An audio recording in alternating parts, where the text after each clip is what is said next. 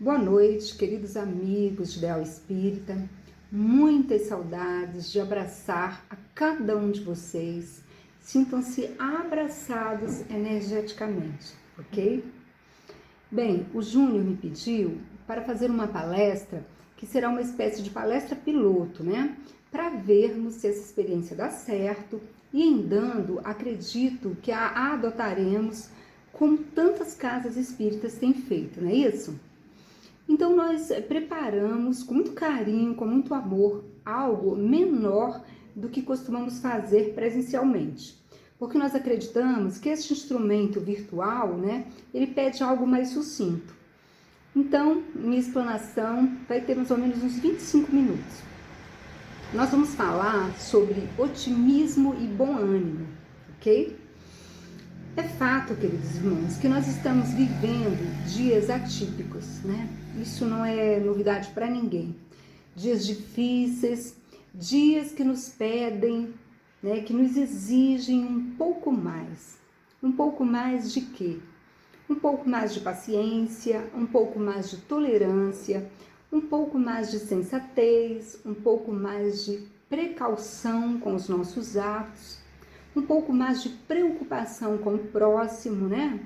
Um pouco mais de fé, um pouco mais de esperança, um pouco mais de calma, um pouco mais de otimismo, um pouco mais de bom ânimo, não é isso? E o que é otimismo? O que é bom ânimo? Por que nós temos que tê-los? Por que nós temos que cultivá-los, né? E o que eles têm a ver com o momento em que estamos vivendo? Nós vamos tentar, ao longo dessa nossa conversa, responder a essas questões. No geral, achamos que o otimismo é acreditar sempre que tudo vai dar certo, não é isso? O dicionário diz assim, que otimismo é a atitude daqueles, né, para quem a soma dos bens, das coisas positivas, supera a soma dos males. E diz que o otimista, ele tem a tendência a ver tudo muito bem, né? Ele tem uma tendência, né, que para ele as coisas do jeito que estão, elas estão ótimas. Eu acho esse conceito um tanto quanto, parece o conceito de uma pessoa alienada, vocês não acham?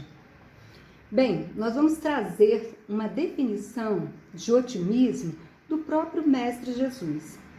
Ele falou sobre otimismo especialmente para o Tadeu, para o discípulo Tadeu, que se encontrava meio esvaziado de energias de paz em si. Tadeu andava um pouco angustiado. E nas reuniões rotineiras que ele mantinha com os discípulos, o mestre mantinha com os discípulos, né? Que eram momentos assim de muito ensino pelo mestre, de muito aprendizado pelos discípulos, né? Eu fico imaginando, que maravilha, vocês imaginam as noites se reunir ouvindo, né, os ensinamentos do Mestre Jesus, bebendo na própria fonte. Eu me delicio só em ler esse livro. Essas reuniões, elas estão registradas no livro Ave Luz, que é o livro de João Nunes Maia, né, pelo espírito Shaolin. João Nunes Maia é o médium. Então, Tadeu pediu ao mestre que falasse sobre esse tema em uma das noites que eles estavam reunidos. Então, Jesus disse o seguinte para Tadeu sobre otimismo. Ele disse: o otimismo é certamente uma afeição divina que pode se apoderar das criaturas, né? E fazer parte delas na sua caminhada para a eternidade. O otimismo é a coragem educada e a coragem é o otimismo em preparo. Eu sou otimista por excelência, creio na eficácia da missão que empreendemos. Palavras do Mestre Jesus. Por aí, queridos irmãos, nós já observamos que o otimismo é uma herança divina, não é isso? Ele falou, né? Certamente uma afeição divina que pode se apoderar das criaturas. Então, o otimismo é uma herança divina. Está ligada a acreditar, está ligada a ter fé, não é isso? Mas vai além, se relaciona com coragem, né? Ou seja, sair da simples crença, né, para uma ação, para uma prática, para a coragem de fazer, de contribuir para que as coisas efetivamente deem certo. Olha que interessante. Não é só ficar dizendo que tudo vai dar certo, mas ficar parado, estático, né, esperando que as coisas se realizem por si só. Não é só isso não, né? Otimismo tem atitude, precisa ter para sê-lo, ok?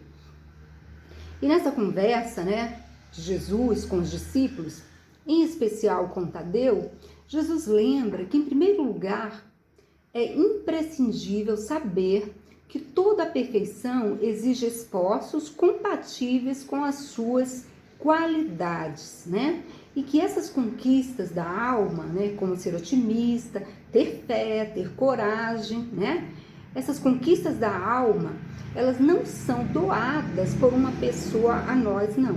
Não acontece assim. Elas nos são doadas, nos são dadas por Deus, né? Aliás, Ele as colocou dentro de cada um de nós quando nos criou. Já nos fez com todas essas perfeições em estado latente, deixando a nós o trabalho de conquistar o aperfeiçoamento, né? Esforçando-nos pacientemente em todas as direções para que este bem eterno acorde em nós o tesouro depositado por Ele dentro de nós, né? No cofre divino das nossas consciências, né? Daí, queridos irmãos, já deduzimos que já temos o otimismo dentro de nós, né? Se ainda não fizemos, devemos fazer. Fazer o quê?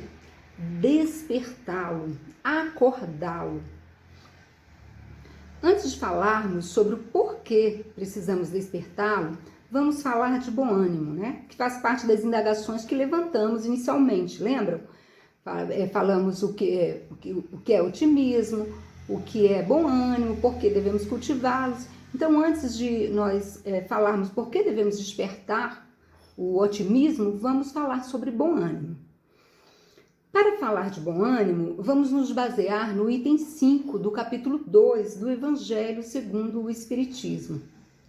O capítulo ele se intitula O Meu Reino Não É Deste Mundo e o item 5 se intitula Ponto de Vista. É um item muito interessante. Neste item fica muito claro que nós podemos ter dois pontos de vista sobre a nossa vida, né? Aí estamos falando da nossa vida material. Nós podemos enxergá-la sob o ponto de vista material ou sob o ponto de vista espiritual. E esse ponto de vista que escolhermos determinará os aspectos morais que nós vamos adotar na nossa vida material. Se nós a enxergarmos sob o ponto de vista material, nós vamos, assim, vamos entender que nós, seres humanos, somos apenas um amontoado de células que existe para produzir coisas materiais, né? E coisas materiais, de preferência, que sejam prazerosas para este corpo material. E essa visão, queridos irmãos, é uma visão muito curta, né? Ela vai nos conduzir, certamente, a frustrações, inseguranças, medos, depressão e por aí vai. Porque a vida, meus queridos irmãos, é muito mais que isso, não é mesmo? Inclusive, em uma palestra que assisti, uma palestra do palestrante Haroldo Dutra, ele atribui o grande número de suicídios e pessoas depressivas, né, que existem nos dias de hoje, nos dias que nós estamos bem no auge da transição planetária, né? Então ele atribui o grande número de pessoas depressivas, pessoas com tendências ao suicídio, à adoção desse ponto de vista material, né, sobre a vida. Se a pessoa escolhe ver a vida do ponto de vista material, tudo assume proporções gigantescas. As coisas, os acontecimentos tomam um valor que eles não têm. E as angústias irrompem o ser, né? Porque ele vai querer controlar coisas sobre a qual ele não tem nenhum controle, né? Nenhum de nós, por exemplo, tem controle sobre o amanhã, nenhum de nós tem controle sobre a nossa vida, não é isso mesmo? Então, Haroldo Dutra, ele também nos diz que as pessoas que adotam esse ponto de vista, e elas adotam esse ponto de vista, porque elas não têm nenhuma certeza do porvir, do futuro, da vida futura. Para elas, tudo começa e termina aqui mesmo, na matéria, na carne, né? E não há o que não façam para conseguir os únicos bens que eles parecem reais, que são os bens materiais. A perda para esses irmãozinhos, né, do menor desses bens, lhe ocasiona pesar, sofrimentos, muita dor. E nós, queridos irmãos, não estamos aí falando da perda de bens materiais como carros, casas, iates, investimentos, empregos, posição social, não. Nós estamos falando disso e estamos falando também da perda de pessoas, de entes queridos. Porque as pessoas, nessa visão material, elas veem a outra pessoa como um amontoado de células, né? Então, quando esse amontoado de células, que é o corpo físico, nosso corpo físico, quando ele deixa de funcionar, né, ele cumpre a sua missão e deixa de funcionar, quando ele morre, essa pessoa, para ela, o ente querido dela efetivamente não existe mais, efetivamente morreu, entendeu? Então, isso deixa nela, ocasiona a ela muito sofrimento, muita dor, porque ela não acredita na vida futura. Para ela, morreu, né? Acabou o corpo físico, não existe mais nada.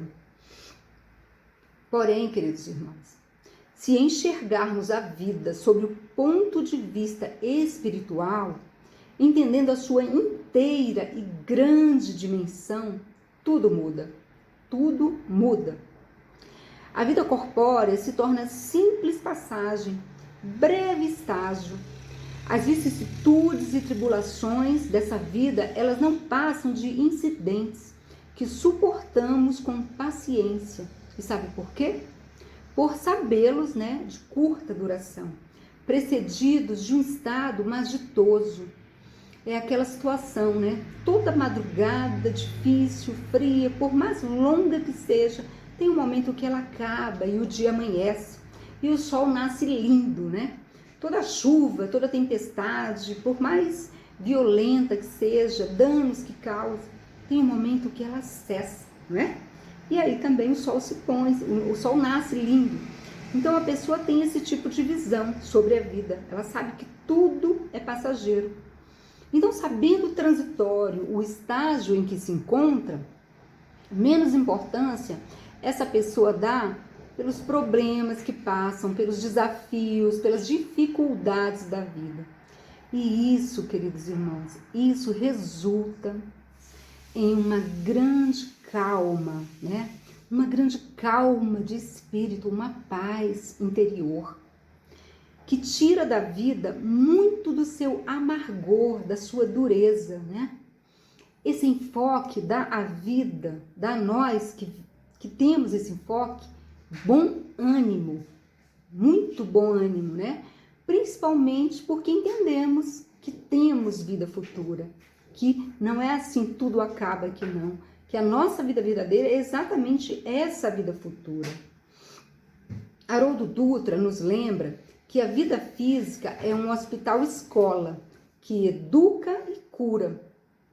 E nós precisamos aproveitar o tempo aqui para essas duas coisas, nos educarmos e, em consequência dessa educação moral, nos curarmos. Muitas vezes pedimos a cura física, né, de doenças que temos. Agora mesmo, por conta dessa pandemia, nos reunimos para orar e pedir a cura física para os nossos irmãozinhos que estão adoentados. Mas nós sabemos, nós espíritas sabemos, que a cura física, ela precisa ser antecedida da cura espiritual, não é isso? E por que precisamos ter otimismo e bom ânimo? É a terceira indagação, né? Nós fizemos algumas indagações no início da nossa conversa. Porque, queridos irmãos, é a melhor forma de lidar com as nossas dificuldades, né? É a forma cristã de lidar com elas. Bem no início, nós colocamos que o próprio Cristo se considerava otimista, vocês lembram? E assim se considerava porque acreditava na eficácia da missão que empreendeu. Não foi mesmo? Não colocamos isso? Que missão é essa? Essa missão, queridos irmãos, somos nós, né? É a implantação do reino de amor entre os homens, entre nós. Ele acredita nisso, ele, Jesus, acredita nisso. Ele sabe que apesar das nossas dificuldades, das nossas limitações, de andarmos às vezes igual tartaruga, nossa evolução ser lenta, apesar de tudo isso, nós estamos evoluindo, né? Nós estamos caminhando para frente.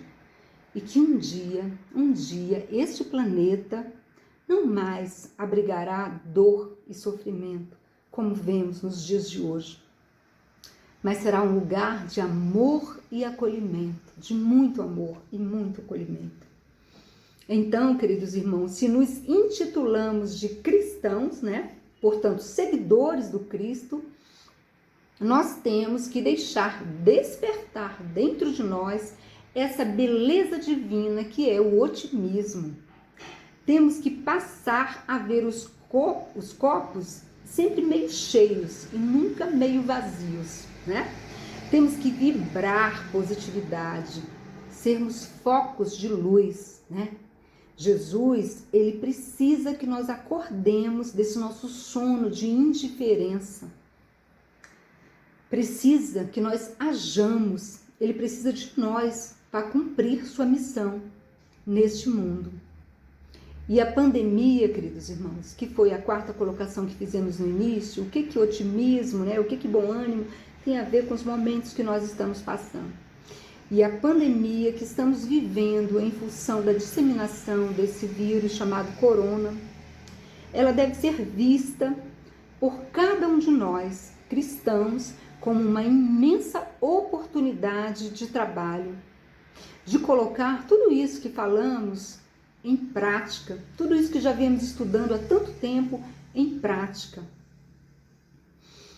O terapeuta William Sanches, ele lembra que pior que uma pandemia como a do coronavírus é uma pandemia de pessoas com ansiedade, de pessoas com depressão, de pessoas com angústias, né? Pessoas que estão desistindo de sonhar, pessoas que só falam do caos, só falam de crise, né? Passando fake news para frente, falando que no mercado está tudo vazio, as prateleiras estão vazias, né? Que as pessoas estão estocando comida em casa. Essas notícias, esses comentários, eles colocam ainda mais pilha em tudo aquilo que já está acontecendo, somando para o caos se ampliar. Essas atitudes, elas são de pessoas que optaram, né, pelo pessimismo, por cultivar o pessimismo ao invés do otimismo, assunto sobre o qual estamos falando. O terapeuta, ele dá um conselho muito importante para essas pessoas e para a gente também, né? Ele fala assim: caso não tenhamos coisas boas para falar, a melhor atitude é, silenciar. Silenciar. E vai ao encontro do que vemos no Evangelho segundo o Espiritismo, não é mesmo? Eu não lembro qual é o capítulo, qual é o item, mas está lá. Só fale, só use, né, a expressão verbal, né, tá com outras palavras lá, quando for para somar com a luz, né, para falar coisas boas, né, tá colocado lá no Evangelho. Ele também, o terapeuta a que nos referimos, o William Sanches, ele fala sobre a importância da oração. Ele é um terapeuta, né? Não sei se ele é espírita, acredito que não, mas é um terapeuta. E falando sobre oração, ele diz que quando você ora, você clama e a sua vibração se eleva, né? E quando a nossa vibração se eleva, a nossa imunidade se fortalece. Olha que coisa boa, não é mesmo? Eis aí um exemplo bem prático, né, do porquê se optar por ser otimista. William Sanches nos lembra que quando nós reclamamos, nós clamamos 2 vezes aquilo que nós não queremos mais, né? É fazer de novo, né? É repetir. Ele lembra também que nenhum de nós encarnado na Terra, neste momento e vivendo essa pandemia, é vítima. Nenhum de nós é vítima. Sabemos que temos cota de participação em tudo que ocorre na Terra, né? Se a energia predominante no nosso planeta Terra hoje, ela favorece a estadia de um vírus como esse, é porque essa energia é ainda muito ruim. E a energia que nós, né, externamos para o mundo, ela soma para essa energia do ruim, né? Ela é parte dessa energia predominante. Por isso nós temos cota em tudo que está acontecendo, cota de participação. Isso colocado, queridos irmãos, não é para nutrirmos sentimento de culpa. Ah, então eu tenho culpa no que está acontecendo. Não é para isso. É para agirmos na mudança dessa energia, né? É o momento de vibrarmos amor. O amor, ele cobre uma multidão de pecados. E ele torna a Terra um ambiente inóspito para esse e para qualquer outro vírus. Tenho certeza disso. Nós podemos fazer tanta coisa, queridos irmãos, tanta coisa, mesmo isolados socialmente. Nós podemos ligar para as pessoas que estão sozinhas, né? Conversar com elas, se oferecer para fazer compras para elas, né? Para as pessoas mais idosas. Nós podemos fazer máscara para doar, como tem gente já no nosso grupo, né? Na Casa Fraterna Chico Xavier fazendo as máscaras em casa.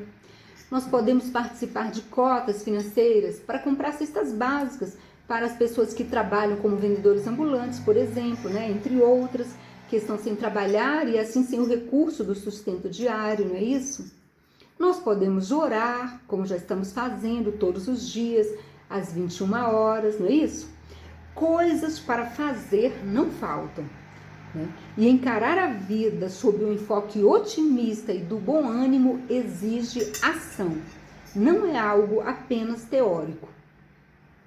É o momento, queridos irmãos, de sermos luz, né? E vermos como podemos acender a luz dos outros, né? Em tudo que nos ocorre, em tudo, há um processo de iluminação em curso, conduzido por Deus, né? Por isso, mantenhamos o bom ânimo, porque isso vai passar, nós temos absoluta certeza disso. Haroldo Dutra, ele diz também que Deus coloca o obstáculo fora de nós, né, para nós vermos a limitação que nós temos por dentro. Então, o obstáculo está fora de nós para nós vermos a limitação que nós temos dentro de nós. E aí nos esforçarmos para vencê-la. Se a vida material é escola, queridos irmãos, os obstáculos, eles são as nossas limitações. São eles que têm que ser vencidos, ultrapassados, né? A vida, ela é provocativa. Ela nos instiga a revelarmos o nosso melhor o tempo todo. Agora nós vamos trazer algumas contribuições de Emmanuel. Emmanuel, psicografado por Chico Xavier no livro Vinha de Luz, texto de ânimo forte, ele nos diz que onde esteja a possibilidade de sermos úteis, nós devemos avançar de ânimo forte para frente, né? Construindo o bem, ainda que defrontados pela ironia, pela frieza ou pela ingratidão, né, de alguns. Porque conforme a palavra iluminada de Paulo de Tarso aos gentios, Emmanuel cita Paulo, Deus não nos deu o espírito de temor, ele nos deu o espírito de fortaleza, de amor e de moderação. Em outro momento, no texto Crises, né, em outro capítulo, no mesmo livro Vinha de Luz, Emmanuel nos diz, e aí ele dá como exemplo Jesus, às vésperas do início do seu Calvário, quando ele orou ao Pai, examinando a gravidade do momento em curso, né, mas reconhecendo a necessidade do testemunho, que todas as vidas na Terra, todas, inclusive as nossas, experimentarão os mesmos trâmites na escala infinita das experiências necessárias, né? Que todos os seres se preparam considerando as crises que virão, crises como essa que estamos vivendo nos dias de hoje. E ele ressalta, queridos irmãos, que a crise é que decide o futuro, né? Na realidade, como nos comportamos na crise é que decide o nosso futuro.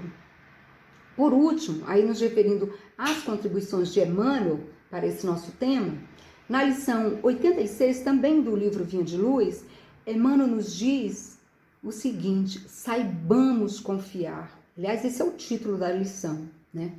E nela ele nos lembra que Jesus pediu combate ao pessimismo crônico, combate constante ao pessimismo crônico. Ele ressalta que ainda nos defrontaremos inúmeras vezes com pântanos e desertos, fazendo uma alusão às situações difíceis, desafiadoras, como esta que estamos vivendo nos dias de hoje. Porém, nos diz Emmanuel, urge, queridos irmãos, renovar atitudes mentais na obra para que fomos chamados, aprendendo a confiar no divino poder que nos dirige. Queridos irmãos, não estamos aqui nesse momento pelo qual a Terra está passando à toa. Não mesmo. Nós temos missão aqui, todos nós temos.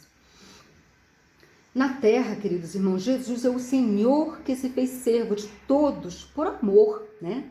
Ele tem esperado a nossa contribuição na oficina dos séculos há muito tempo, né? A confiança dele abrange as eras, sua experiência abarca as civilizações, seu devotamento nos envolve há milênios.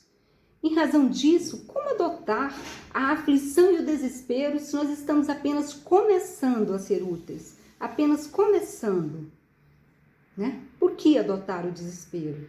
Quem nos questiona isso é Emmanuel. E aí, encerrando as contribuições de Emmanuel, nós trazemos agora uma contribuição de Divaldo Franco, né? Na realidade, do espírito ignotus.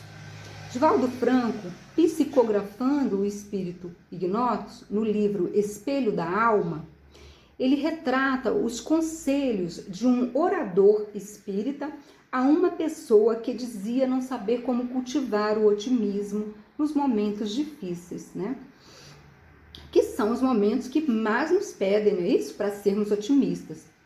Então, ele, o orador espírita, diz para a pessoa ter uma espécie assim de conversa consigo mesmo, né? Firmando propósitos. E ele fala o seguinte para a pessoa: estabeleça para você, eu sou forte em Jesus e nele tudo posso. Hoje faz sol, eu sempre tenho sol em mim. Quem aceita o desânimo já se encontra a caminho do fracasso. O otimismo deve ser-me uma atitude interior. Confio no bem, porque o bem é sempre bom. Por enquanto estou colhendo, não cessarei de semear. Assim fazendo, recolherei bênçãos mais tarde. Não temerei nada. O receio em coisa alguma ajuda. Sou um homem de valor. Assim lograrei minhas metas. O insucesso é experiência, lição que ensina o que não deverei fazer, né? Se já fiz, não deverei repetir. Em qualquer circunstância, distribuirei alegria e esperança. Então, o orador ensina, né, a pessoa que está lhe pedindo ajuda para fazer essa espécie de mantra, repetir, influenciar sua mente sobre essas realidades, sobre essas verdades, para que elas, né, se expressem na vida real. E o orador arremata a espécie de atendimento fraterno que ele está fazendo, dizendo o seguinte: como se vê, são pequenas regras cheias de simplicidade e estímulo. Aplique-as na vida diária, ele fala para a pessoa. Para finalizar, queridos irmãos, nós vamos trazer uma pequena contribuição de Joana de Ângeles, né? Também psicografada por Divaldo Franco, no livro Vida Feliz, que se intitula exatamente Otimismo. Ela nos diz o seguinte: saúda o teu dia com a oração do reconhecimento. Tu estás vivo. Enquanto a vida se expressa, multiplicam-se as oportunidades de crescer e ser feliz.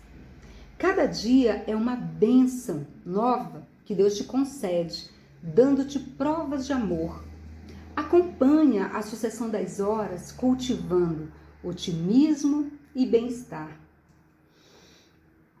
Então, irmãos, sejamos girassóis uns para os outros, né? Os girassóis, naturalmente, eles procuram a luz do sol. Só que quando o dia não tem sol, quando o dia amanhece assim nublado, né? Nós vivemos dias nublados atualmente, né? Isso é uma analogia. Vocês sabem o que os girassóis fazem?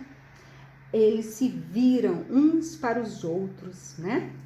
Eles buscam a energia de cada um busca a energia do outro para se aquecer, já que naquele dia não tem sol. É a natureza, queridos irmãos, nos ensinando. Se não tem sol todos os dias, nós temos uns aos outros, não é isso? Cuidemos-nos então. Era o que tínhamos para compartilhar. Muito obrigada pela oportunidade, né? Que Deus, na sua infinita misericórdia, renove a nossa fé, nosso otimismo, nosso bom ânimo. Tá bom? Quer que